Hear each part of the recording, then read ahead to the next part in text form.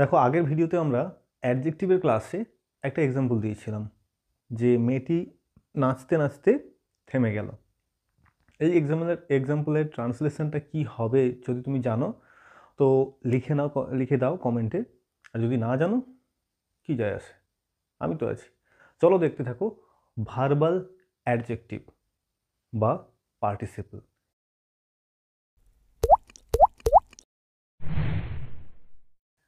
আজকের class verbal adjective, যাকে আমরা পার্টিসিপল হিসেবে জানি।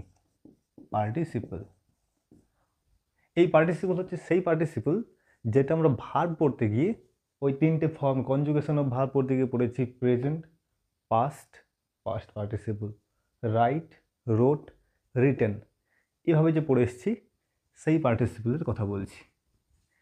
হ্যাঁ, দেখো, এই পার্টিসিপলের মধ্যে একে যে বললাম যে ভার্বাল অ্যাডজেক্টিভ, কেন বলছি? এই যাকে পার্টিসিপল বলছি সেটা অ্যাকচুয়ালি ভার্ব থেকে উৎপন্ন হয়।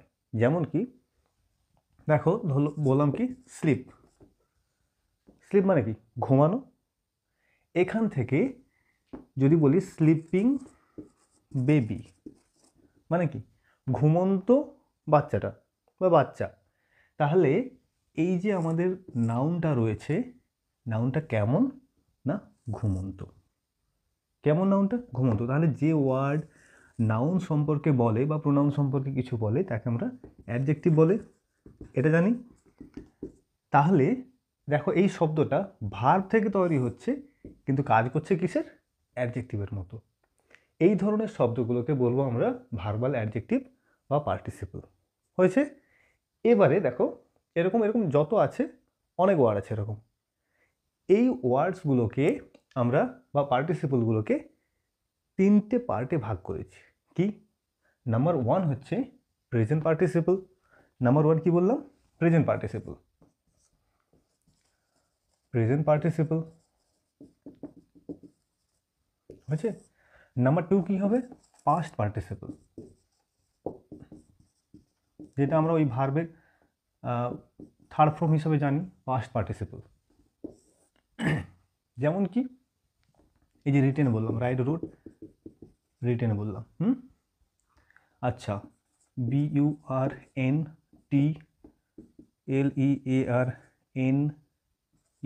বা টি বসে,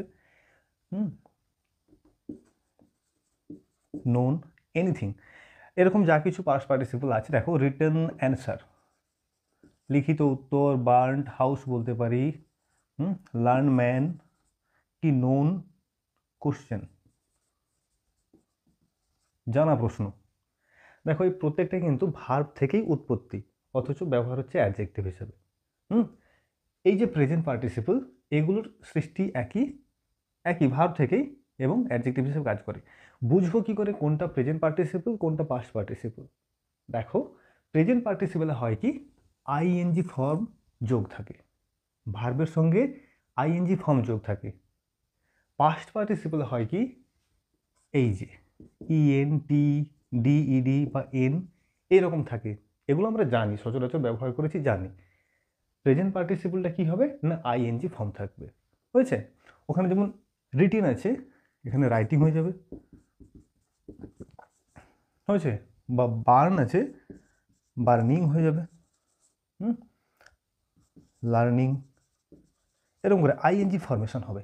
এগুলো এরপর যখন কোনো নাউন থাকবে সেইগুলো দিয়ে প্রেজেন্ট পার্টিসিপল ফরমেশন হবে। এবার দেখব এই যে প্রেজেন্ট পার্টিসিপল, পাস্ট পার্টিসিপল ব্যবহার কোথায় হয়। দেখো, কোনো কাজটা চলছে, মানে আমি যদি বলি এই যে হাউস, বার্নিং হাউস, ওখানে আছে বার্নড হাউস, এখানে লিখলাম কি বার্নিং হাউস। এর মানে কি বাড়িটা জ্বলছে। প্রেজেন্ট পার্টিসিপল বোঝায় কি কাজটা চলছে। যেমন আমরা প্রেজেন্ট কন্টিনিউয়াসে পড়েছি আইএনজি, ভার্বের সঙ্গে আইএনজি দিয়ে, সেরকম করে এখানে যে অ্যাডজেক্টিভটা বসছে সেটা কি বোঝাবে না? অ্যাক্টিভ রয়েছে, কাজটা আমার চলছে। অপরদিকে এখানে বার্নড হাউস মানে কি পোড়ো বাড়ি বা পোড়া বাড়ি, মানে যেটা অলরেডি পুড়ে গেছে। যেমন ধরো বললাম wounded, wounded soldier, wounded soldier মানে কি ক্ষতবিক্ষত সোলজার, ক্ষত সোলজার। তাহলে তার ক্ষত পাওয়া হয়ে গেছে, কিন্তু তারপর যেটা থেকে গেছে আমি সেটার কথা বলছি। তাহলে প্রেজেন্ট পার্টিসিপলে অ্যাকচুয়ালি কাজটা চলছে, হ্যাঁ, এটাতে কাজটা হয়ে গেছে এরকম বোঝায়। দেখো কোথায় কোথায় ব্যবহার করব, এইখানে এসে তোমরা বুঝতে পারবে যে ওই যে মেয়েটি নাচতে নাচতে থেমে গেল তার ট্রান্সলেশনটা কেমন হয়। দেখো প্রেজেন্ট পার্টিসিপল ব্যবহার হয় কোথায় না, যখন আমরা বোঝাই যে চলন্ত, চলন্ত, ফুটন্ত, জ্বলন্ত যা কিছু মানে ভার্বের সঙ্গে এরকম ব্যবহার হচ্ছে। যেমন আমি যদি বলি don't get into a running train, running train, তাহলে কি বললাম যে একটা রানিং ট্রেনের মধ্যে ঢুকতে যেও না। রানিং ট্রেন মানে চলন্ত ট্রেনের মধ্যে। Okay, look at the working man, working man, ওই যে কর্মরত মানুষটির দিকে দেখো, কর্মরত মানুষ মানে সে কাজটি করছে এখন, বোঝা যাচ্ছে। আবার দেখো বললাম কি, উফ, আরে বাচ্চা ছেলেটা ঘুমাচ্ছে তাকে ডিস্টার্ব করিস না, তাহলে কি don't disturb the sleeping baby, sleeping baby মানে কি ঘুমন্ত ছেলেটাকে, ঘুমন্ত বাচ্চাটাকে ডিস্টার্ব করিস না বা ডিস্টার্ব করো না, করো না। তো এই যে জায়গাগুলো দেখো প্রত্যেকটাতে কাজটা হচ্ছে চলন্ত, হ্যাঁ, কর্মরত মানে কাজ করছে, স্লিপিং মানে ঘুমন্ত, এরকম। বয়েলিং ওয়াটার বলতে পারি, মানে ফুটন্ত জল, বলতে পারি এরকম। এগুলো প্রেজেন্ট পার্টিসিপল। তাহলে কোনো কিছু রানিং আছে, চলন্ত, জ্বলন্ত, হ্যাঁ, এরকম নৃত্যরত, কর্মরত, এভাবে হয়। আরেকটা দেখো, এটা 1 নম্বর ইউজ, হ্যাঁ, ইউজ 1 নম্বর ইউজ। 2 নম্বর ইউজ কি দেখবো, যেতে যেতে, খেতে খেতে, পড়তে পড়তে, এই ধরনের বাংলায় যেগুলো বলি এই ক্রিয়াগুলো যখন ডবল হয়, কেমন, ওই যে বললাম মেয়েটি নাচতে নাচতে থেমে গেল, এখানে মূল ভার্ব হচ্ছে থেমে যাওয়া, আর এটা পাস্ট টেন্সে আছে, তাহলে কি বলবো, রুলটা বলে দিই, যেতে যেতে বা খেতে খেতে, যাই হোক, মানে কি হচ্ছে ডবল, ভার্বটা ডবল হচ্ছে। হ্যাঁ, মেয়েটি নাচতে নাচতে থেমে গেল, কি বলবো, the girl stopped, STOPPED, the girl stopped, কখন, নাচতে নাচতে, while dancing, the girl stopped while dancing, মেয়েটা নাচতে নাচতে থেমে গেল, হয়েছে। আবার দেখো যখন থাকে যে the boy expressed his heart's words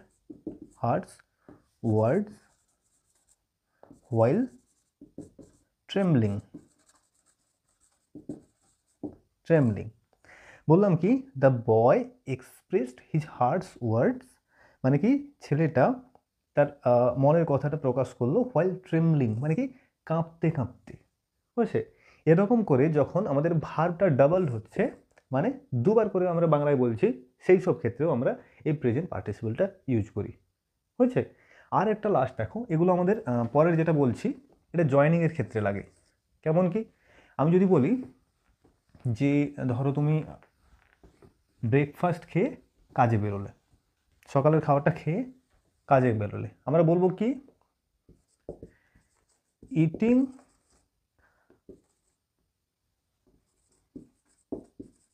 my breakfast I went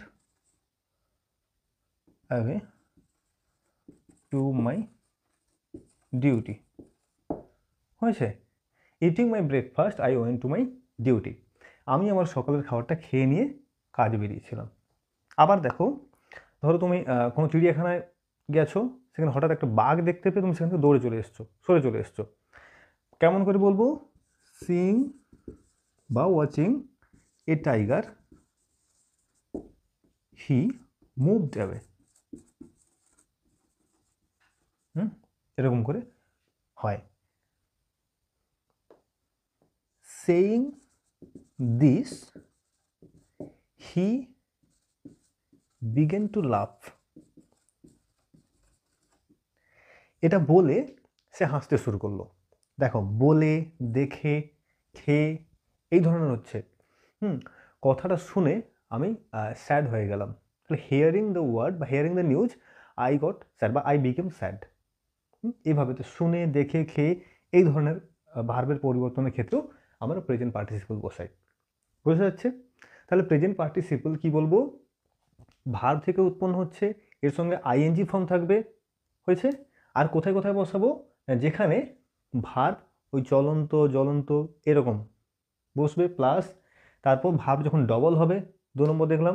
3 নম্বর কি দেখলাম, যে দেখে, খেয়ে, শুনে এরকম সেন্সেও বসে প্রেজেন্ট পার্টিসিপল। এবার যাই আমরা পাস্ট পার্টিসিপলে।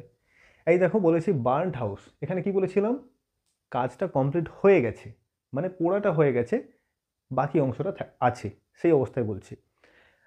আবার দেখো, এগুলো এদিকটা একটু পরিষ্কার করে দিই। দেখো, এখানে he is a learn man. তিনি একজন জ্ঞানী লোক। জ্ঞানী, লার্ন থেকে লার্নড হয়ে গেল। Burned house, I saw there a burned house.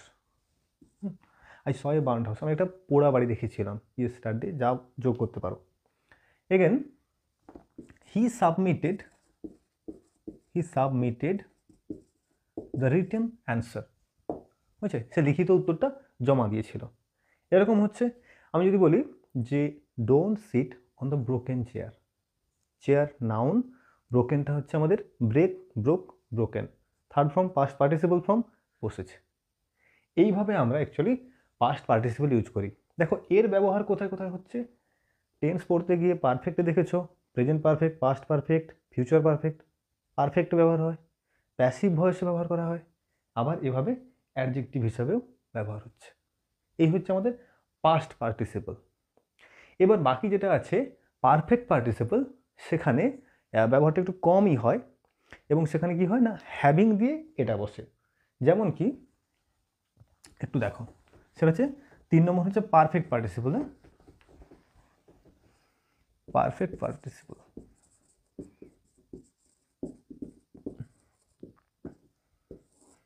কি হবে, যে বললাম কি, যে সে কথাটা শুনে খুব শকড হয়ে গিয়েছিল। কথাটা শুনে কি বলবো, having hard the news he was shocked. ঠিক আছে, খবরটা শুনে বা কথাটা শুনে হি ওয়াজ শকড, সে অবাক হয়ে গেছিল। এইরকম করে বসে, মানে হ্যাভিং দিয়ে বসতে পারে, হ্যাভিং বিন প্যাসিভ ভয়েস হয়ে যাবে। যেমন বলতে পারি কি, হ্যাভিং বিন এক্সামিনড, বা বলতে পারি যে having done her work she left the office. তার কাজটা করে ফেলে, কমপ্লিট করে সি লেফট দ্য অফিস। এভাবে আমরা এই পারফেক্ট পার্টিসিপলটা করি, হ্যাভিং দিয়ে ভার্বের থার্ড ফর্ম বসাই, ওই পাস্ট পার্টিসিপল ফর্মটা বসাই, এভাবে হয়। এবার এর যে ব্যবহারটা, এটা একটু কম রয়েছে, তুলনামূলকভাবে কম রয়েছে। আমাদের মেন যেটা ফোকাস করতে হবে সেটা প্রেজেন্ট পার্টিসিপল, পাস্ট পার্টিসিপলের উপর, যেগুলো প্রচণ্ড ব্যবহার হয়।